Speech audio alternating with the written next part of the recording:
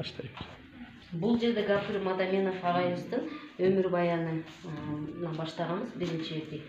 Ал эми экинчи бети болсо бул жерде ата-энелер мектебинин уюштурууну ыкмалары 21 номерге чейин камтып кеткенбиз. Ал эми кийинки бети болсо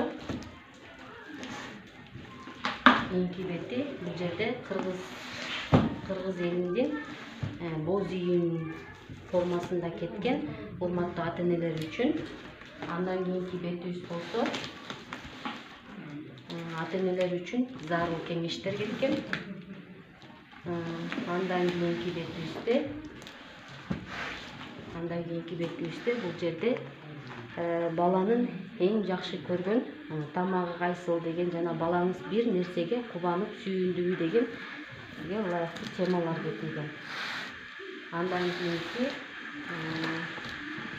бул жакта капталдарында болсо агайга ар кандай арналган сүрөттөр, ырлар жана Гапыр Мадаминовдун сүрөттөрүн камтып кеткенбиз.